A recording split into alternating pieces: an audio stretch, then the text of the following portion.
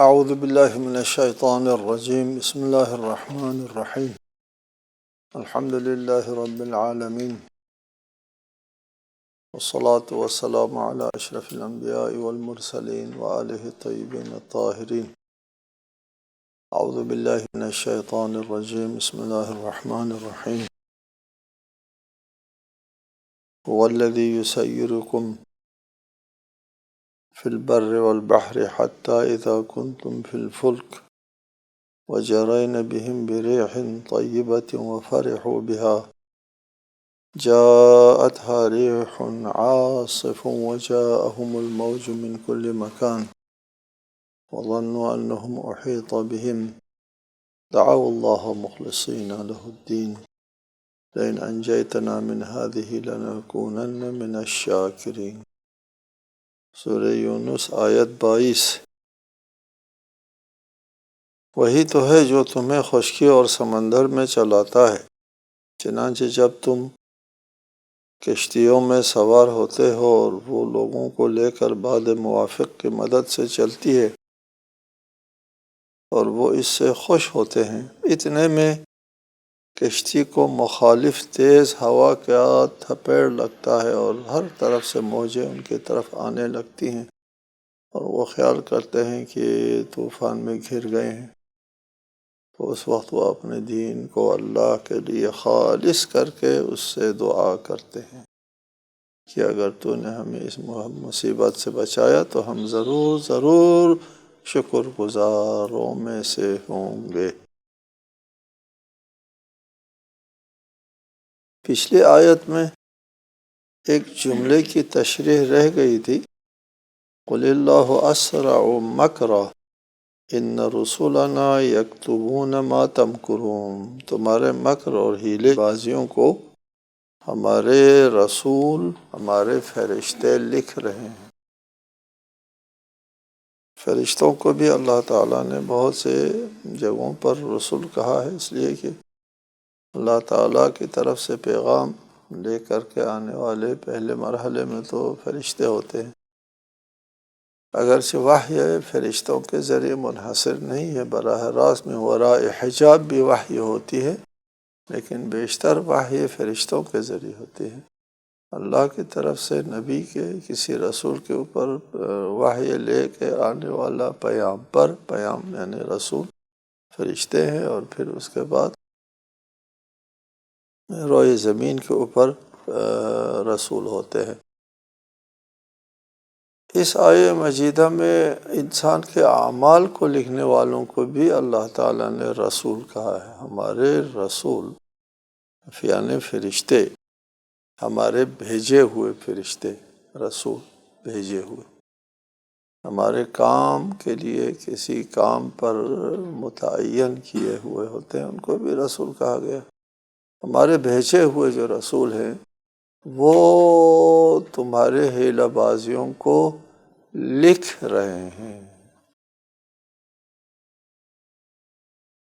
دوسری آیت میں اِنَّا كُنَّا نَسْتَنسِخُ، لفظ استنساخ ہے، جو تم کرتے ہو اس کا ہم نسخہ برداری کر رہے ہیں، اس کو ثبت کر رہے ہیں، ضبط کر رہے ہیں۔ یکتبو کتابت یعنی وہ بھی ثبت اور ضبط کرنا ہوتا ہے۔ ہمارے لیے مانوس لفظ یہی ثبت و ضبط ہے۔ قدرت کی طرف سے جو اعمال جو ہے، پہلے میں نے کئی بار یہ بات بتایا کہ انسان کا عمل انرجی ہے، انرجی کو دوام حاصل ہے، ثبت ہے، وہ ثابت ہوتا ہے۔ پھر آپ کا عمل جب ایک مرتبہ وجود میں آ جاتا ہے تو پھر وہ عمل جو ہے وہ مٹنے والا نہیں ہے، وہ آپ کا عمل آپ کے ساتھ ہوتا ہے۔ اچھا عمل ہے تو آپ کا ساتھ نہیں چھوڑتا، برا عمل ہے تو آپ کی جان نہیں چھوڑتا۔ اسی کو کا لفظ کتابت کے ساتھ بھی تعبیر فرمائے، جو ہمارے لیے قابل فہم اور مانوس چیز ہے، کتابت لکھنا، ثبت کرنا۔ ہم اپنے معمولات میں سمجھتے ہیں کہ کسی ایک چیز کو ہم کسی جگہ ثبت کرتے ہیں، لکھتے ہیں تو وہ ثابت رہتا ہے۔ اور لکھنے کو ہم اس کو ثابت رہنے کے لیے ایک ذریعہ سمجھتے ہیں۔ قدرت نے اسی لفظ کو یہاں استعمال فرمایا اور بہت سی جگہوں پر استعمال فرمایا کہ ہمارے بھیجے ہوئے جو ہے وہ تمہارے ان ہیلہ بازیوں کو ثبت کر رہے ہیں، لکھ رہے ہیں، یعنی تمہارا عمل ثبت ہے، محو ہونے والا نہیں ہے، خراب ہونے والا نہیں ہے۔ قیامت کے دن انسان کو، یعنی مرنے کے بعد قبر سے لے کر قیامت کے دن تک انسان کو، اور اس کے بعد بھی جنت میں جاتے ہیں تو بھی جہنم میں جاتے ہیں، انسان کو اپنے عمل کے ساتھ دوچار ہوگا، اور اپنا عمل جو ہے وہ جزا و سزا بن کر کے ان کے سامنے آ جائے گا۔ ایک آیت میں لا ظلم اليوم، قیامت کے بارے میں کہا قیامت کے دن ظلم کا وجود نہیں ہے، نہیں کہ ظالم نہیں ہے، نہیں ظلم نہیں ہے، اس لیے کہ ظلم وہاں متصور ہے جہاں کسی کی طرف سے کوئی فیصلہ ہوتا ہے، اس فیصلے کے نتیجے میں کسی کی سزا ہوتی ہے یا کسی معاف نہیں۔ جب خود عمل نے انسان کے لیے جزا اور سزا دینا ہے، خود عمل کی طرف سے انسان، تو پھر خود انسان اپنے اوپر ظلم کر رہا ہوتا ہے یا اپنے کو ثواب سے بہرہور کر رہا ہوتا ہے۔ یہ خود اس کا عمل ہے جو اس کی قسمت کا فیصلہ کرنا ہے، وہ عمل ثبت رہتا ہے، ثابت رہتا ہے۔ اگلی آیت میں فرمایا هو الذی یسیرکم فی البر والبحر، اللہ کی ذات وہ ہے جو تم کو خشکی اور سمندر میں چلاتا ہے، سفر کرتا ہے انسان، خشکی میں بھی سفر کرتا ہے، راستہ اچھا کرتا ہے، پرامن راستہ کرتا ہے، اور پھر بعد خطرے میں انسان گر جاتا ہے، بہت خطرات سے دوچار ہو جاتا ہے، اور سمندر میں بھی سفر کرتے ہوئے کشتی میں ہوا جو ہے وہ باد موافق کہتے ہیں اس کو، اور باد موافق اس ہوا کو کہتے ہیں کہ جس طرف آپ نے جانا ہے اسی طرف جو ہے ہوا کا رخ ہے، جس طرف کشتی کا رخ ہے ہوا کا رخ اسی طرف، اس کو باد موافق کہتے ہیں، اور وہ کشتی، وہ ہوا آپ کے لیے موافق ہے، اور کشتی رواں دواں چلتی، تو انسان خوش ہوتا ہے، مسافت پرسکون اور آرام طریقے سے طے ہو رہی ہے، اتنے میں باد مخالف آ جاتے اس طرف سے، ہوا کا رخ بدل گیا، آپ کی کشتی کے رخ کے مخالف طرف سے ہوا آ گئی۔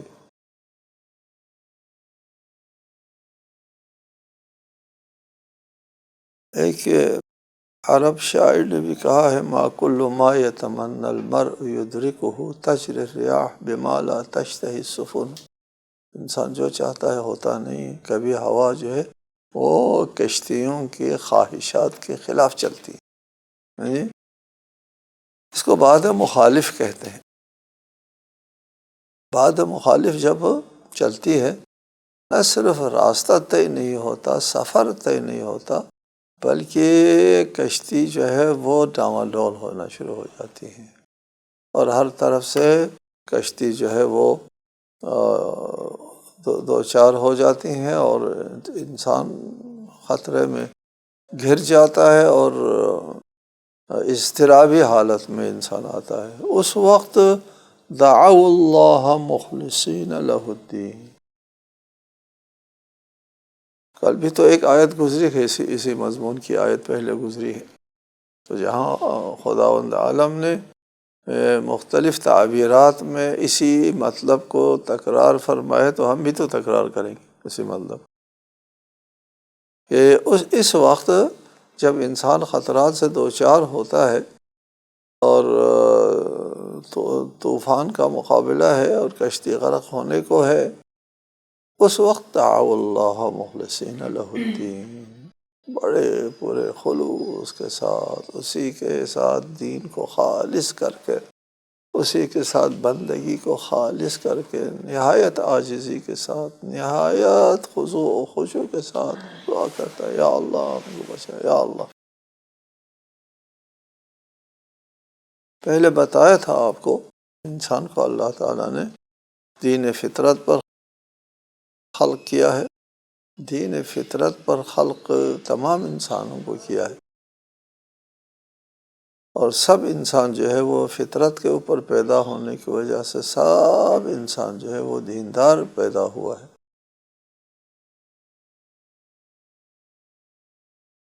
فطرت کے اوپر جب پیدا ہوتا ہے، بعد میں ماحول ہے، تربیت ہے، تربیت اور ماحول کی وجہ سے وہ منحرف ہو جاتا ہے، اور اگر انسان کو بغیر کسی ماحولی دباؤ کے خود اپنی جگہ چھوڑ دیا جائے، وہ کسی نہ کسی اپنے سے بالاتر طاقت کی پرستش میں لگ جاتا ہے۔ تشخیص میں اگرچہ وہ غلطی کر سکتا ہے، لیکن اصل مطلب میں غلطی نہیں کر سکتا۔ اصل مطلب عبودیت و بندگی ہے۔ عبودیت اور بندگی کو اپنے وجود کے اندر حس کرتا ہے، محسوس کرتا ہے۔ منفی تربیت کی وجہ سے وہ اس عبودیت و بندگی کو بھی نہیں چھوڑتا، اس میں وہ یہودی بن جاتا ہے، نصرانی بن جاتا ہے، کوئی کیا مذہب کیا مسلک اختیار کرتا ہے انسان، وہ عبودیت و بندگی سے نہیں نکلتا، فطرت کے راستوں میں رہتا ہے، لیکن تشخیص میں غلطی کر جاتا ہے، یہودی بنتا ہے، یہودی بن کر کے اللہ کی بندگی کرتا ہے، نصرانی مسیحی بن کر کے اللہ کی بندگی کرتا ہے، بت مت میں جا کر کے اللہ کی بندگی کرتا ہے، یا دیگر جو مذاہب ہے اس میں جا کر کے اللہ کی بندگی کرتا ہے۔ وہ فطرت کا تقاضا ہے، تشخیص میں وہ غلطی کرتا ہے۔ لیکن اگر کوئی بن جائے مشرک، مشرک کو مذہب نہیں کہتے، مشرک کوئی مذہب نہیں ہے، حتیٰ کہ بت مت تک بھی ہو سکتا ہے کوئی مذہب ہو۔ یہ قرآن کریم نے چند ایک مذاہب کو تسلیم کیا ہے، بعنوان مذہب تسلیم کیا ہے، اگرچہ تحریف ہوئی، یعنی اہل کتاب میں یہود ہے، نصارہ ہے، صابئین ہے، صابئین جو حضرت یحییٰ کی شریعت پر قائم ہے۔ صابئین اس وقت عراق میں موجود ہے، وہ اپنے عبادت گاہ کو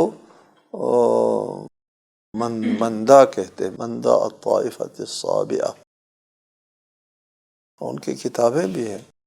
الصابئین کی کتابیں ہیں، اس میں ایک کتاب رسالت مآب کے بارے میں، ایک کتاب حضرت علی کے بارے میں، بہت سے اس میں تعریفیں ہیں۔ جب ان سے کہا جاتا ہے آپ میں تعریفیں ہیں، آپ کی کتاب میں بھی ان دونوں کا ذکر ہے، آپ مانتے کیوں نہیں؟ نہیں، ہم شمام آپ اپنی شریعت کے اوپر قائم و دائم ہے، ہماری شریعت نے کہا ہے اپنی شریعت کے مطابق ان دونوں کو مانو۔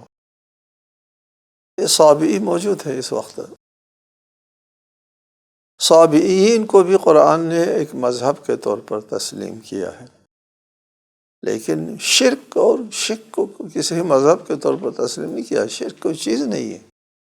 مشرک جو ہے وہ کسی بھی مذہب پر نہیں ہے کہ کہا جائے کہ ان کا مذہب تو صحیح تھا لیکن اب انحراف آ گیا، تحریف ہو گئی، نا ایسا نہیں ہے۔ اصلاً سرے سے بنیاد سے مذہب ہی نہیں ہے۔ یہ مشرک لوگ جو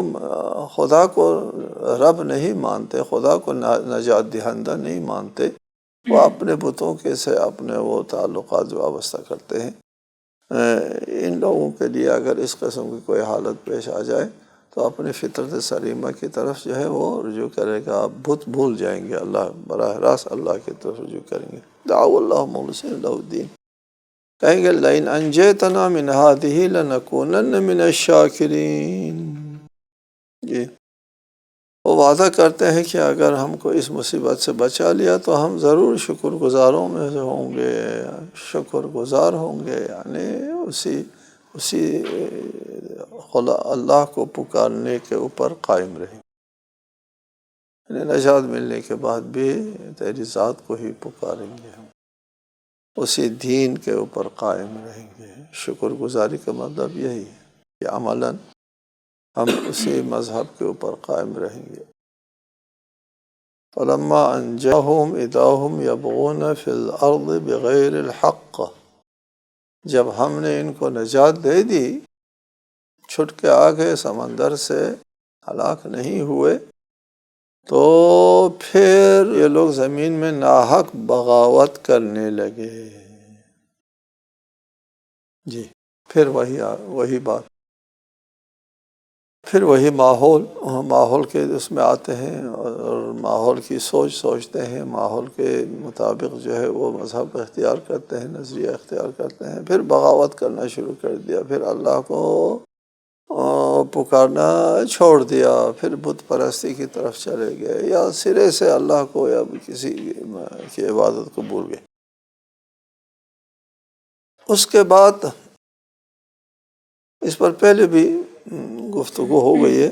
اس کے بعد فرمایا یا ایھا الناس انما بغیکم علی انفسکم، ایک کلی بات کی، اے لوگو،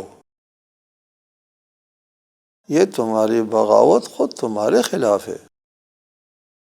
انما بغیکم علی انفسکم، یہ جو بغاوت ہے، اس بغاوت کا نتیجہ خود تم کو بھگتنا ہوتا ہے۔ تمہاری بغاوت سے کسی کو نقصان نہیں پہنچتا۔ اگر ہم نے کوئی رسول بھیجا ہے تمہارے پاس، اس رسول کی تم نے اطاعت نہیں کی اور بغاوت کی، تو یہ اس رسول کے خلاف بھی نہیں، اور اللہ کا پیغام تم تک پہنچایا، تم نے اللہ کی بات نہیں مانی، تو یہ اللہ کے خلاف بھی نہیں۔ انما بغیکم علی انفسکم، تم اپنے خلاف کر رہے ہو، اس کا نتیجہ بھگتنا نہ رسول نے نہ اللہ نے، نتیجہ بھگتنا خود تم نے۔ لہٰذا تم بغاوت اپنے آپ سے کر رہے ہو، اپنے آپ کو ہلاکت میں ڈال رہے ہو، اس لیے کہ انسان کے سرنوشت، انسان کی قسمت، انسان کی تقدیر اس کے عمل کے ساتھ وابستہ ہے۔ انسان گروی میں ہے، اپنے عمل کے گروی میں، رہین عمل، انسان مرہون ہے، گروی ہے اپنے عمل کے، ان خیرن فخیرن و ان شرن فشرن۔ لہٰذا یہ جو اطاعت یا بغاوت ہوتی ہے، اس کا نتیجہ خود انسان کو بھگتنا ہوتا ہے۔ متاع الحیات الدنیا ثم الینا مرجعکم فننبئکم بما کنتم تعملون۔ یہ دنیا کے چند روزہ مزے لے لو، متاع، تمتع، لذت حاصل کرو 2 دن اس زندگی سے، پھر اس کے بعد ثم الینا مرجعکم، ہماری طرف تمہارا رجوع ہونا ہے، ہمارے پاس چل کر کے آنا ہوتا ہے۔ ادھر آنے کے بعد پھر ہم تم کو بتائیں گے، فَنُنَبِّئُكُم بِمَا كُنتُمْ تَعْمَلُونَ، تم کو اپنے عمل کا پتہ ہمارے پاس آنے کے بعد چلے گا۔ جواب یہاں دینا ہے۔ ظاہر ہے مشرکین جو ہے خدا کے پاس جانے وانے کے قائل نہیں تھے، کہتے تھے کہ یہی ہماری دنیاوی زندگی ہے اور یہیں پر ہماری زندگی ختم ہو جائے گی۔ آیات نے تقریباً قرآن کا 1/3 حصہ یا اس سے زیادہ خدا کے پاس واپس جانے، قیامت، حساب اور کتاب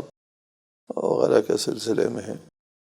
اس لیے کہ قیامت کا تصور، قیامت کا عقیدہ انسان کی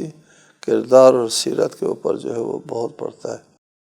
اگلی آیت ہے انما مثل الحیات الدنیا کماء انزلناه من السماء فاختلط به نبات الارض مما يأكل الناس والانعام حتى اذا اخذت الارض زخرفها وزينت وظن اهلها انهم قادرون عليها اتاها امرنا ليلا او نهارا فجعلناها حصيدا كأن لم تغن بالامس كذلك نفصل الآيات لقوم يتفكرون۔ دنیا کے ناپائیداری کے لیے ایک مثال یہاں پر ارشاد فرمایا۔ دنیاوی زندگی کی مثال یقیناً اس پانی کی سی ہے جسے ہم نے آسمان سے برسایا، جس سے زمین کی نباتات گھنی ہو گئی، جن میں سے انسان اور جانور سب کھاتے ہیں۔ پھر زمین سبزے سے خوشنما و آراستہ ہو گئی، اور زمین کے مالک یہ خیال کرنے لگے کہ اب وہ اس پر قابو پا چکے ہیں، تو ناگہاں رات کے وقت یا دن کے وقت اس پر ہمارا حکم آ پڑا،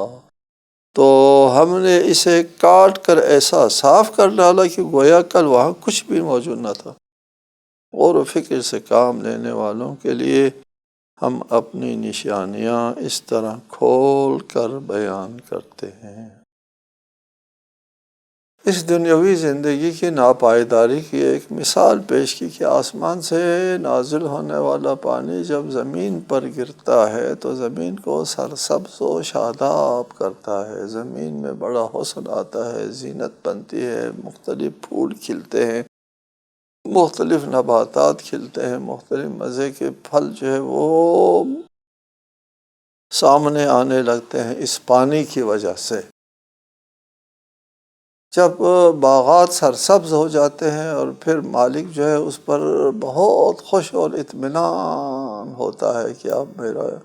میرا باغ جو ہے نہایت خوبصورت ہے، نہایت بہتر فصل ہے، پانی بھی ٹھیک ٹھاک ہے اور کھاد بھی اور ساری چیزیں ٹھیک ہے۔ اس باغ کے اوپر جو ہے اب کون اس کا باغ کا کیا بگاڑ سکتا ہے؟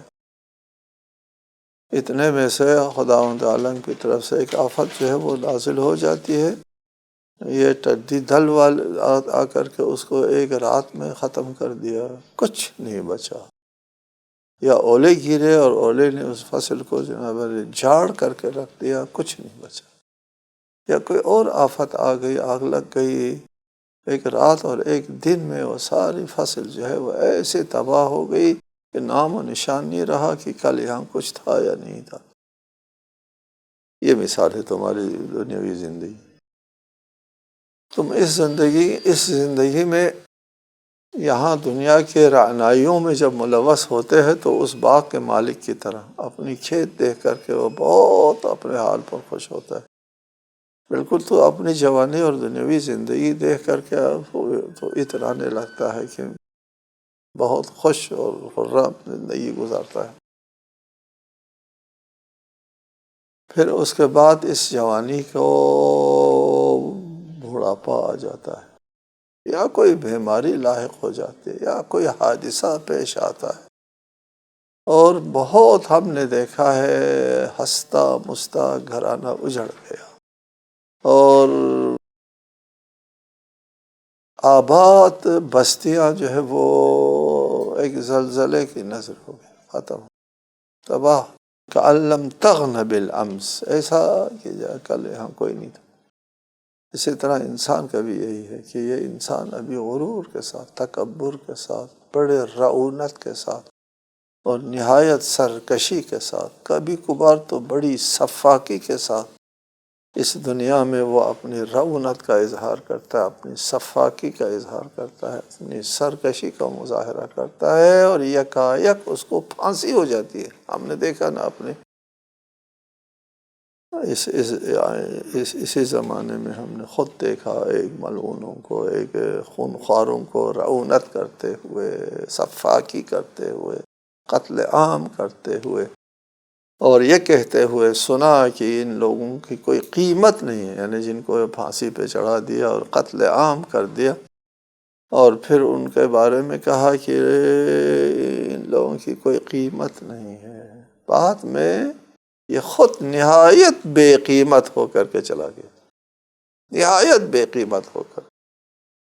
وہ لوگ جب پھانسی پر چڑھے، ان کا قتل عام ہوا، آنسو بہانے والے آنسو بہا رہے تھے، یہ جب دنیا سے گیا تو خوشیاں منائی جا رہی تھی۔ ٹھیک ہے جی، تباہ دنیاوی زندگی یہ ہے۔ اس دنیاوی زندگی کے ناپائیداری کے لیے ایک بہترین مثال ہے دنیا کی سرسبزی اور آبادی، اور اسی طرح انسان کی جوانی، انسان کے دولت، انسان کا مال، انسان کی عزت اور انسان کی رعونت جو ہے وہ ایک ناپائیدار چند دنوں کے لیے ہے۔ پھر اس کے بعد اللہ تعالیٰ کی جب مار پڑتی ہے تو اس وقت یہ ایسے تباہ ہو جاتے ہیں کأن لم تغن بالامس، گویا کہ کل اس کا وجود ہی نہیں تھا، اس کا وجود ہی موجود نہیں تھا، اس قدر وہ نابود ہو جاتے ہیں۔ كذلك نفصل الآیات لقوم یتفکرون، اللہ تعالیٰ اپنے نشانیاں جو ہے وہ اس طرح بیان کرتا ہے غور کرنے والوں کے لیے، فکر اور غور عقل سے کام لینے والوں کے۔ پہلے بھی کئی بار کہا ہے کہ اللہ تعالیٰ کے سارے توقعات عقل سے، فکر سے، سوچ سے، علم سے ہے۔ یہ دلیل ہے کہ یہ مذہب، یہ دین، یہ دعوت حقیقت پر مبنی ہے۔ جو دعوت، جو فکر، جو سوچ جو ہے وہ حقیقت پر مبنی ہو، وہ یہ توقع رکھتا ہے کہ سب اس حقیقت تک پہنچیں، ان کی رسائی ہو جائے، سب کے اوپر یہ حقیقت کھل کر کے سامنے آ جائے۔ اس لیے وہ توقع رکھتے ہیں کہ کاش کہ یہ لوگ عقل سے کام لیتے، کاش کہ یہ لوگ سوچتے۔ یہ اسلام کی حقانیت کی علامت ہے کہ سارے توقعات علم سے رکھتا ہے اسلام، سارے توقعات عقل سے رکھتا ہے اسلام، سارے توقعات فکر سے رکھتا ہے اسلام۔ یہ اسلام کی حقانیت کی دلیل ہے۔ والسلام علیکم ورحمۃ اللہ وبرکاتہ۔